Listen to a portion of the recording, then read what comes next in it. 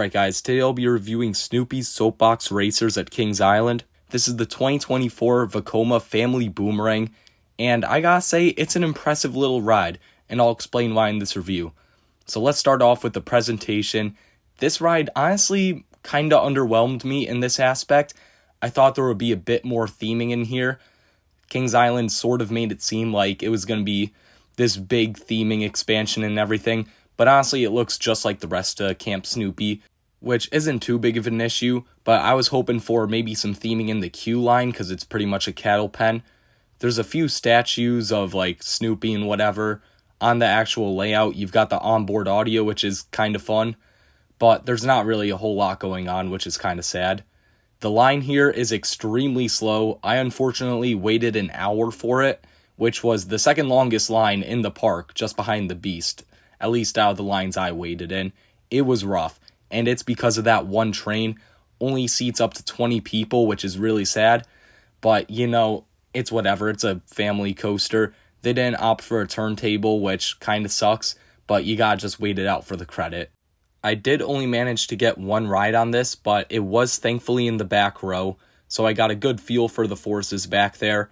In the front, I can't really speak on too much, but I feel like it wouldn't be too much different. But just note that this review will pretty much be based on a back row ride. The restraints on this are great. They're the same as Big Bear Mountains. You pull them down, they're very comfortable lap bars. They can come down on you, but I don't really think that matters on this ride. This ride's definitely not about airtime, so don't worry about holding it up or anything. If you're a bigger rider, you shouldn't really have an issue with these. I know my dad tried out Big Bear Mountains restraints, and he has really long legs, and he was completely fine with those, so definitely don't worry if you're on the larger side. So once you get the all clear, you're going to start up that first backward spike. And I can't lie, this lift hill's a little intense. You go pretty fast up it, and then once you slow down, you kind of get thrown to the back of your seat. It's really weird. It's definitely not the smoothest transition, but I kind of like that.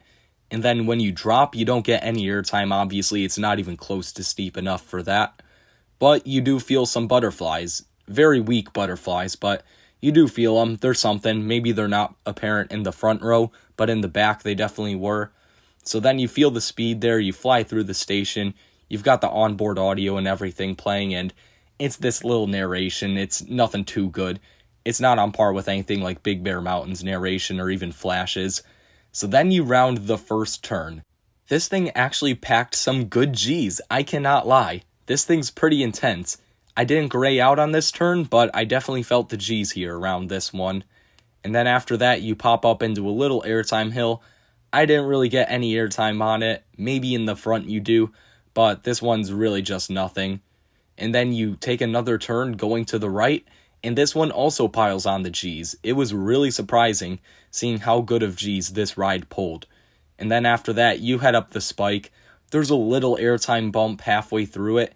In the back, I got absolutely nothing. Again, maybe in the front, you feel a little lift on there, but I don't think the profiling's steep enough to actually get any airtime. So then you fall back down the spike and around the most intense part of the ride, and that's the backwards turn. This one almost made me gray out. I'm not even kidding. It is that intense. It feels like a mini version of that backwards vertical loop, and I noticed this layout in particular mimics the forces you would experience on a normal boomerang perfectly, just a bit scaled down. Obviously, that turn is not as aggressive as the backwards vertical loop on a normal boomerang, but it still pulls the G's. Don't worry, you definitely feel something there, at least in the back. Then you head through that speed hill one more time, going backwards. Again, not getting any airtime, which kind of sucks, but it's whatever. You don't expect that on this. And then you round that last turn going backwards. Unfortunately, this one didn't really pull too many G's. I think you're going too slow to really pull anything great there, but it's fine. And then you hit the brakes as you fly back into the station. Overall, I'd say this ride is a pretty smooth ride. It's a new age Vekoma. They're about as smooth as they get. It's like Flash or Big Bear Mountain even. It's really smooth. Again, there is that one moment on the backwards lift hill that, if you're sensitive to janky transitions, might throw you off, but if you don't care, or if that somehow adds to the ride like it does for me, then you'll like it. Overall, I'd say this is a good addition to Kings Island, but I really just wish it had higher capacity. So for Snoopy's Soapbox Racers final score, I'm going to give it a 4 out of 10. It's a fine family coaster. There's nothing too bad about it. There's nothing it does that's truly exceptional. I mean, that backwards turn is pretty intense, but it's not like it's going to knock your socks off or anything. And it's a fun little ride. Nothing too bad. You definitely want to do it at least once at Kings Island. And it's something the whole family's going to enjoy for sure.